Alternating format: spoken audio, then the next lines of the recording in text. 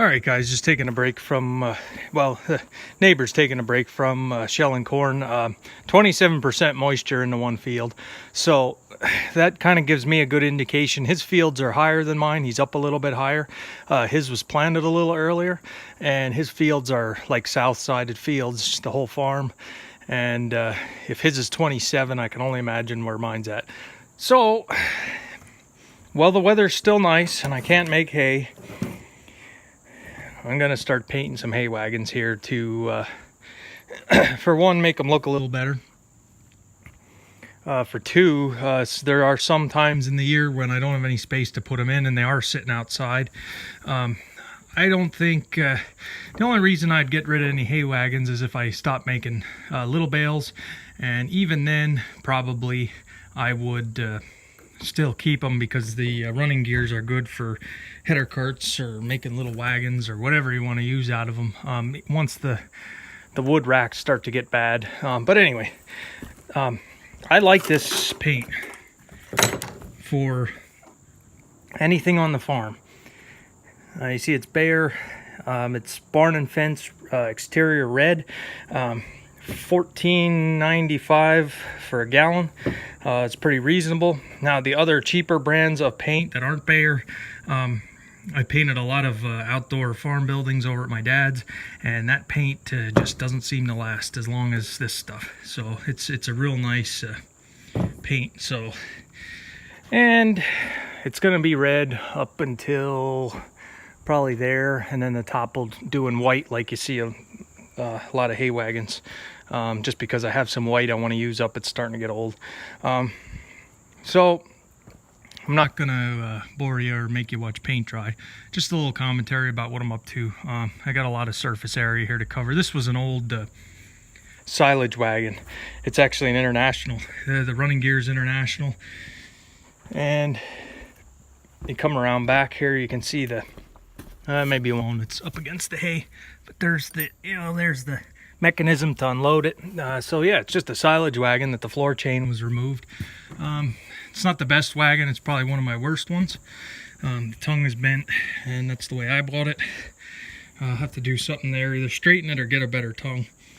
But yeah, I have two I want to paint this fall, and the weather's nice enough to paint, but not nice enough to make hay. So if you guys remember, some of you might know, if you've ever seen those New Holland drying wagons, grain drying wagons, they were a real heavy running gear with a steel floor. They had steel mesh on the bottom, kind of like what you see in modern grain dryers. I saved all them. I have all that mesh.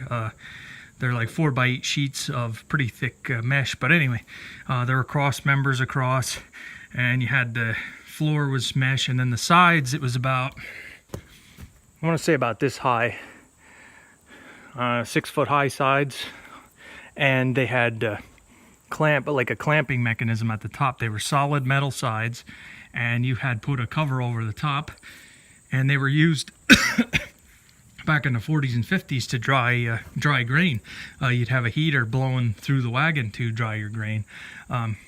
Pretty neat setup. But anyway, I managed to buy two of them back when I was farming at my dad's. At a reasonable price, and I took the metal sides off. They were bolted on. I had to torch all the bolts off. I took the metal sides off, took the mesh floor off. I had nice cross members in for a hay wagon floor. Built a brand new hay rack for them. And one nice thing is they were low profile wagons. They weren't very high. They weren't, it might have been as high as these. They weren't high up off the ground, so it was nice on the hills over there to bale. They're real low profile wagons. And then the steel sides I had saved, and I used them to make a body or a box on my grain truck. I had a 63 International Lodestar truck that I had used, and made solid steel sides. It was almost perfect. The pockets fit right in the truck pockets. I was able to make an all steel grain truck. So yeah, that was a pretty good deal back then. I think I bought 2 or 3 of those wagons, and I wish I still had them, but unfortunately that was a different time. So we got to use what we got now. So yeah, I want to paint these up, make them look a little nicer, and that way the protects the wood a little bit better if they have to sit out in any kind of weather. So I'm gonna get paint.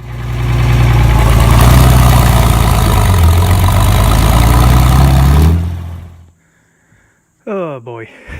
Yeah, paint sprayer would probably go faster. I don't have one though, so one section at a time. I could probably paint a barn with all this surface area that's on this wagon. Oh well, I'll keep going. Well, we're still painting here. I figured I would combine this job with Friday story time. Today's not Friday, but this video is probably going to go up on Friday, just because I have quite a few that I want to post in between, or I have some for today and whatever. Last Friday it was a farm mechanic story when I was a farm equipment mechanic. This Friday we'll change it up. I'll do a farm story when I was working on the dairy farm. Back in high school, like I had said in my advice for beginning farmers part 1 and 2, I worked for a dairy farmer, high school and college. I worked for this guy. Really enjoyed working there. And like I said, growing up without a father or grandfather that did this kind of work, a lot of what I learned was as a high school kid working on a dairy farm. Wasn't a huge farm. It was might have had 60 cows. We milked 60 Holsteins, milked twice a day in a stanchion barn. And I have milked in free stalls and milking parlors, I mean, and I still like the stanchion system of milking, even though it's a lot of work now. I was a high school kid at the time, and you're younger, your knees can take it, and I just like that system. The freestall cows were always so dirty compared to the stanchion. And the next thing is the in the parlor, if a cow was to go to the bathroom, you are below the business end, and a lot of times it would hit the floor of the parlor and splatter all. I was actually cleaner at the end of the day working in a stanchion barn versus a milking parlor, and it was kind of important to not get too filthy. I had a shower after. I used to get up early in the morning, 4 or 5 a.m. It was about a 20-minute ride to get out there, and when I was out there, I'd milk the cat. We'd milk the cows was the first thing. First thing I got there, I had to scrape all the grates. We had grates over the manure gutter behind them. Had to scrape them off and rebed some of the cows so it was clean for milking.